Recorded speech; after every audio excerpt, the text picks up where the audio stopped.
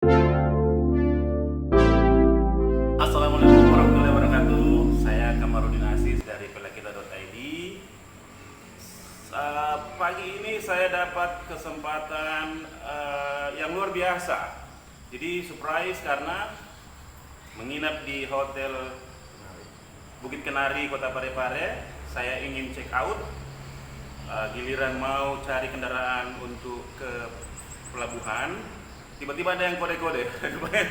Sosok yang tidak asing lagi, Kak Anas, Dr. Anas Iswanto Makatutu, Wakil Dekan 1, Dekan 3, Fakultas Ekonomi dan Bisnis Universitas Hasanuddin. Kak Anas, bagaimana ceritanya bisa ada di Parepare ini? Iya. Baik. Iya. Kayak tadi Iya. lagi breakfast. Breakfast, Yang itu. turun ya kelihatannya bukan orangnya. Iya. Lain.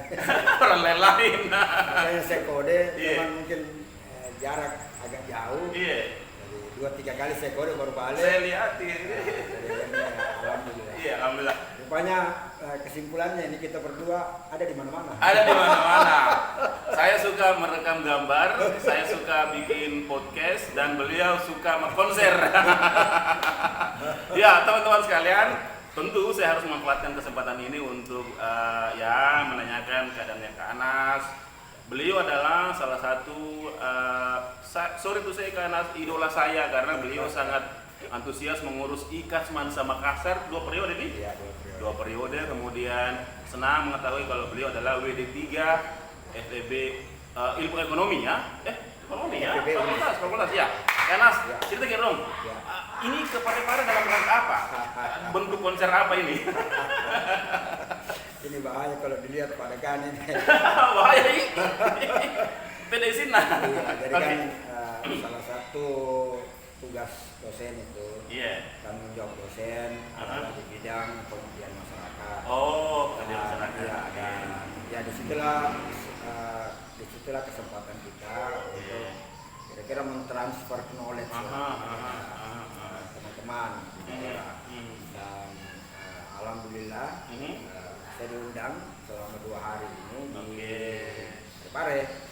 Itu memang dalam rangka mau mensupport teman-teman di koperasi. Oh, UMKM-nya atau apa? Koperasi simpan pinjam. Koperasi simpan Atau pinjam. di situ juga kan ada bergabung koperasi pegawai negeri. Oke. Jadi yang berkaitan dengan koperasi. Karena Oke. yang menjadi masalah sebenarnya kok koperasi tidak bisa berkembang. Iya. Apa? Iya.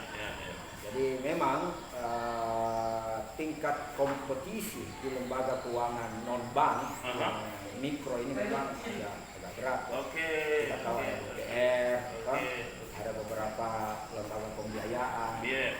Leasingnya tuh. leasing. Iya. Itu kan semua yang dalam tanda petik relatif lebih mudah mereka bergerak akibat dari regulasi yang tidak terlalu ketat. Termasuk katakannya Kak, pinjol. Pinjol Kak, itu juga salah satu ya. Kompetitor ya. Oke. Karena kan di mana-mana yang namanya nasabah kebutuhan emergensi itu mau juga diselesaikan dengan cepat selesai.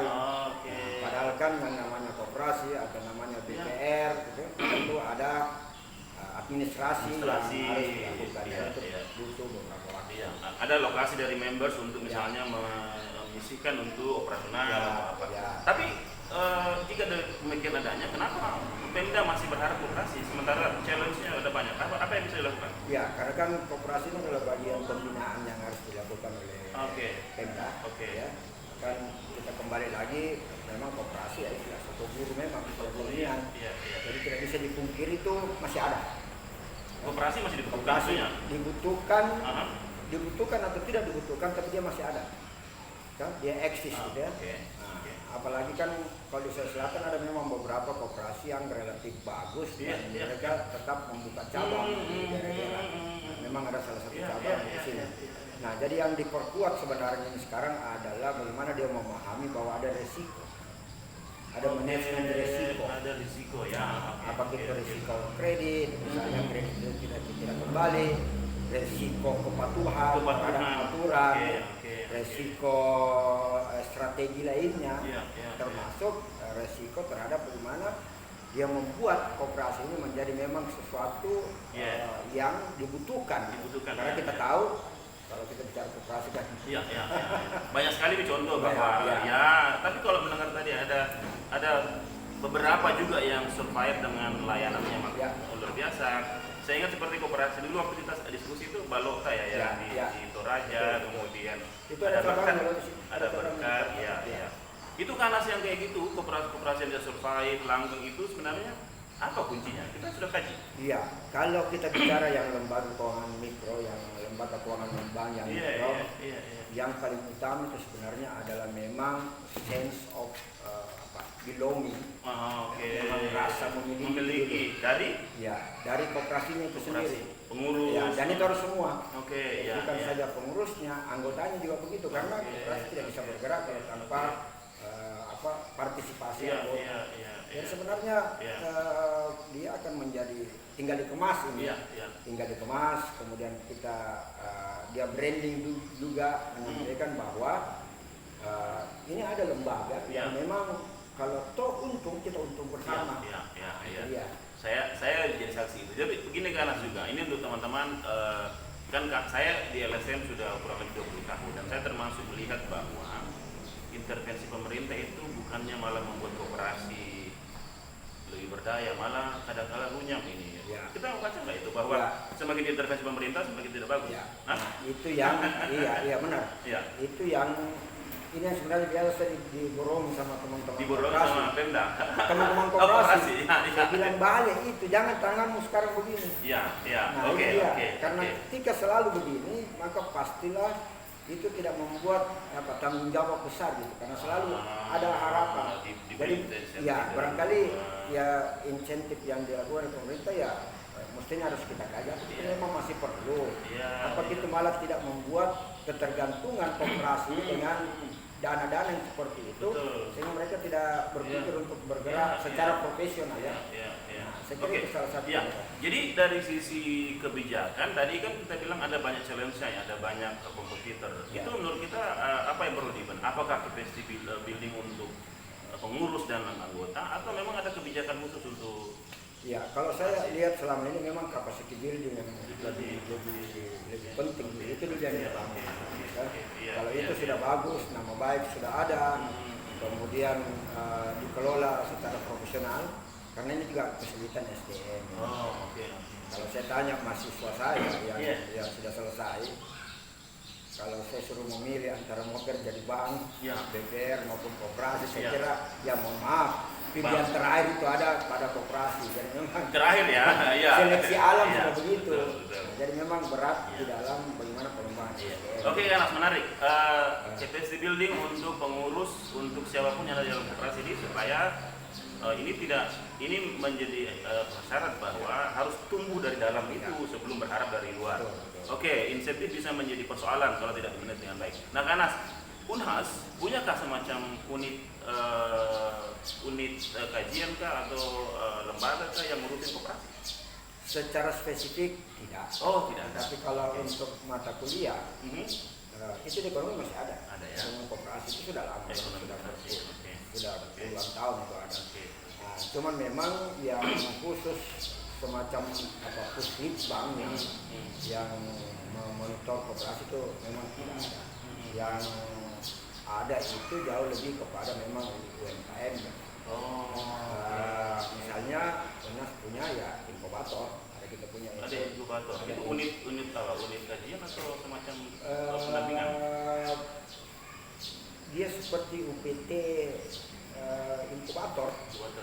Jadi saya lihat juga beberapa kegiatannya hampir semua bisa difasilitasi oleh inkubator.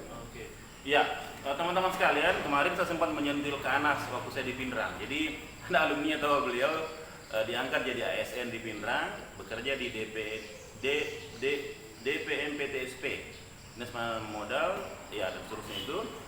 Rupanya mahasiswinya Kanas, namanya Fadlia, dan saya ingin berikan selamat. Jadi alumni Unhas juga ilmu ekonomi menjadi ASN di kabupaten, dan itu membanggakan buat saya karena saya juga sempat kepikiran ini anak alumni dari mana ya, jangan-jangan dari alumni non Unhas. Dan alhamdulillah ilmu ekonomi Ya, itulah pendidikannya. itulah kebanggaan Ya, seorang guru. iya, kebanggaan seorang dosen. guru. Iya. Kalau mahasiswanya bisa lebih. Iya, iya. Dan nama Kak Anas disebut kemarin, jadi sangat kenal. Jadi luar biasa Kak Anas. Nah, saya mengenal beliau sebagai dulu di IKA Semansa, kemudian banyak kegiatan olahraga sepeda. Toh masih sepeda gini kan? Ya, Masih sepeda. Masih. Nah, posisinya sebagai WD3 ini kan yang saya ingat itu adalah kalau WD3 berkaitan dengan kemahasiswaan. Tapi saya dengar tadi Ya. bukan diurus Ya. kemahasiswaan. Ya.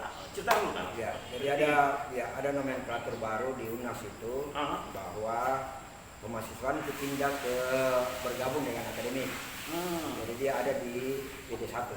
Ya. Oke. Akademik dan kemahasiswaan. Oke. Nah di 3 ini sekarang nomenklatur baru itu KRI saya sebut ya. Jadi ada kemitraan, Iya. riset dan inovasi. Oke. Jadi sebenarnya rohnya ini Iya. sebagai lembaga pendidikan itu ada pada bidang 3 sekarang ini. Tapi sebenarnya saya biasa bercanda, yang pindah ke 1 itu adalah kemahasiswaan. Yang pindah ke 1 kemahasiswaan. Kemahasiswian tetap di 3. Kemahasiswaan. Oke, kemahasiswian tetap di 3. Iya, itu dari Kanas. Ya, Oke, ya. apalagi yang Ya, dilakukan jadi di memang terkait dengan riset, Ya. kemudian inovasi, Inovasi. itu menjadi memang sesuatu yang kita butuhkan sekarang, Iya, mau iya. tidak mau. Ya, ya. Dan ya saya harus sampaikan bahwa Iya. posisi sekarang untuk Iya. riset ini bukan hanya di Fakultas Ekonomi, Oke. di UNAS juga akan sedikit Iya, iya. turun gitu.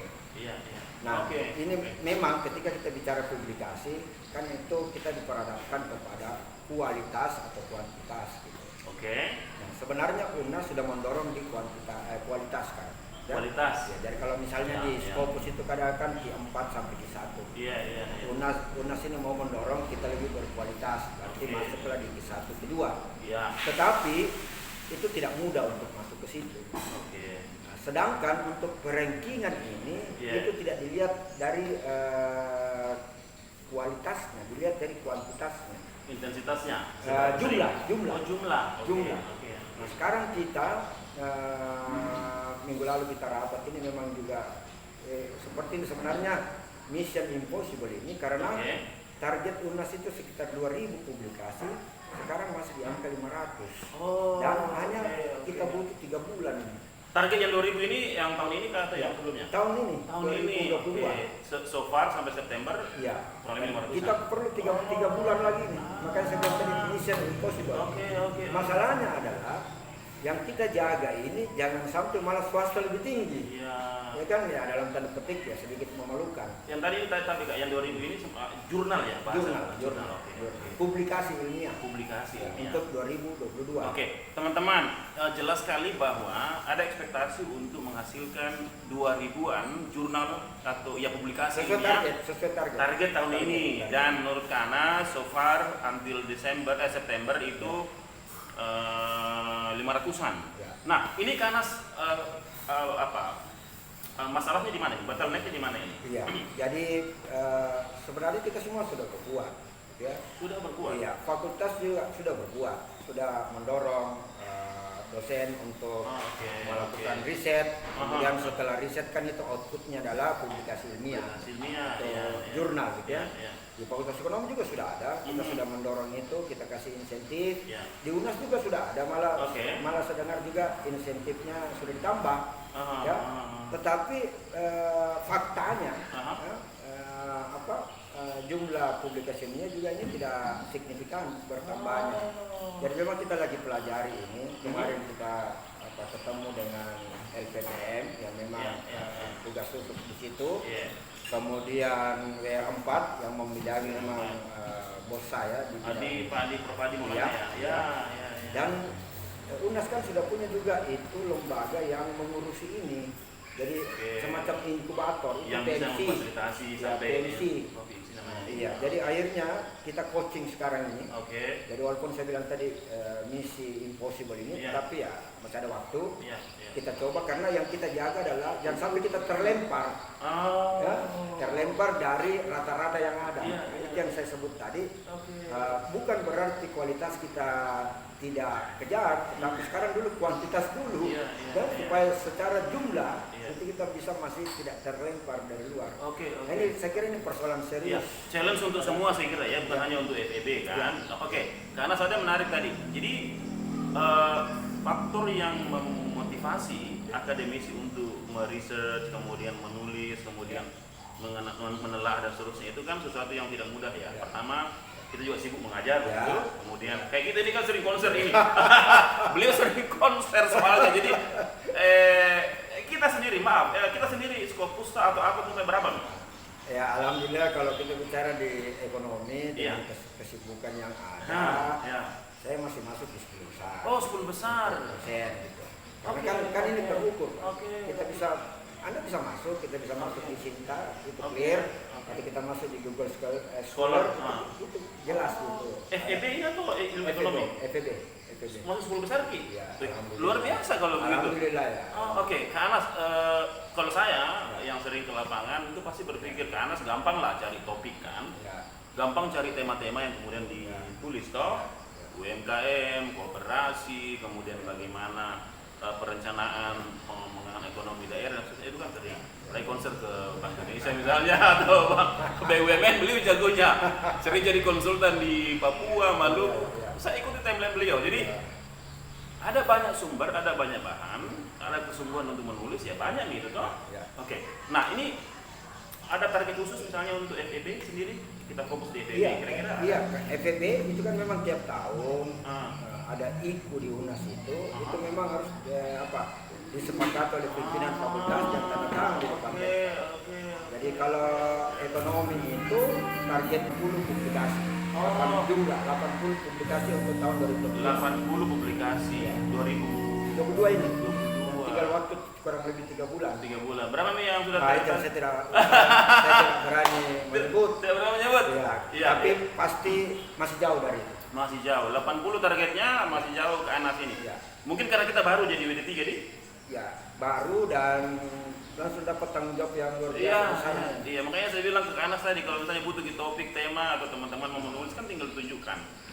Tadi saya sampaikan ke beliau kalau misalnya mau UMKM atau bagaimana daerah mengembangkan potensi ekonomi, bisa melihat misalnya bagaimana Pinrang dorong inovasi Ya. layanan untuk memunculkan inisiatif bisnis ya UMKM. Dan mereka ada komoditi yang sangat diandalkan seperti kopi, kemudian kelapa, kemiri dan banyak lagi. Oke Kak Anas. Untuk saat ini saya ingin underline obrolan kita ini mengenai Unhas dan target memaksimalkan kontribusi akademisinya untuk menghasilkan publikasi ilmiah.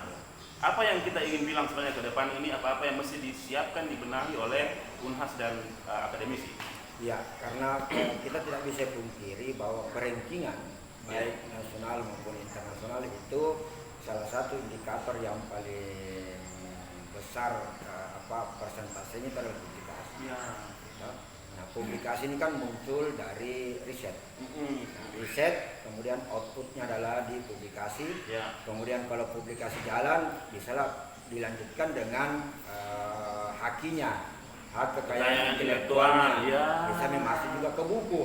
Jadi sebenarnya kalau ini kita serius sih bisa selesai. Hanya memang ini masih masalah klasik menurut saya. Saya juga belum tahu bagaimana pengacaannya. Karena kita tahu semua itu. Jadi sekarang kembali lagi adalah bagaimana mendorong dosen-dosen ya di tengah kesibukan.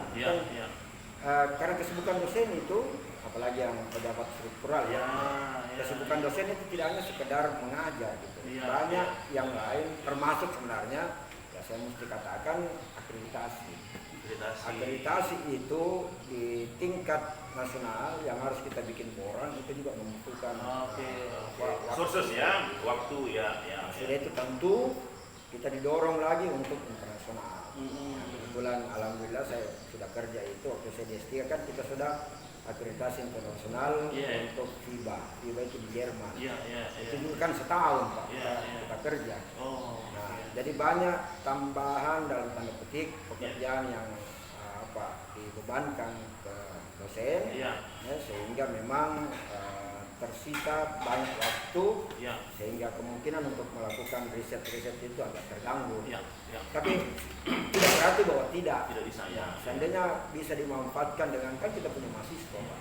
Itu yang saya ingin bilang tadi. Bagaimana Iya. membangun koalisi dengan Iya. mahasiswa, Iya. alumni. Ya, kita punya Nah, mahasiswa, kita iya. punya alumni. Iya, iya, iya. Mulai dari S1, S2, S3, kita mau dengan alumni, saya kira saya setuju Iya. kolaborasi. Betul. Karena kan kembali lagi kepentingan kita ke UNHAS Iya, ya. iya. Alumni kan biar bagaimana kalau UNHAS bagus kan yang bangga Iya, juga iya, sebagai alumni. iya. Ya. Oke, jelas sekali cluenya ya bahwa untuk memaksimalkan output misalnya publikasi ilmiah atau jurnal itu membutuhkan kesungguhan dari yang bersangkutan. Pertama saya kira karena ini soal akreditasi dan seterusnya.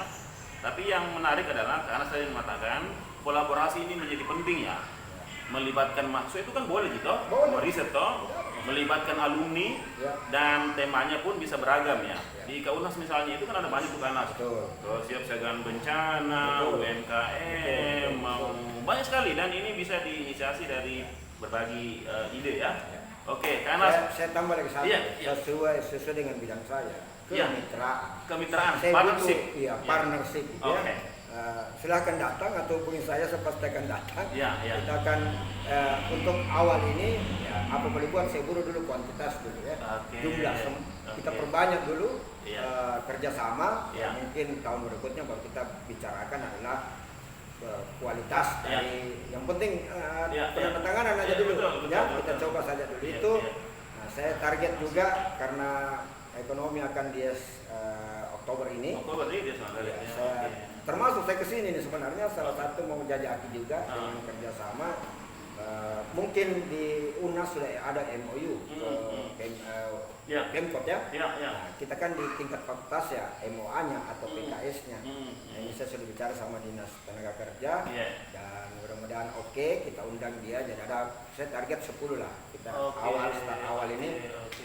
Maksudnya supaya tuh nih jamaah kan itu jamaah Oke, karena terima kasih banyak. Ini saya ingin ngobrol lama, cuman karena Iya, ya iya. kita juga ada kepentingan lain ya. Iya. Nanti mau rencana ke pelabuhan perikanan. Tapi sahabat sekalian, saya beruntung hari ini pagi ini bisa bertemu Dr. Anas Iswanto Bakatutu, senior saya di Semansa. tuh bikin ini.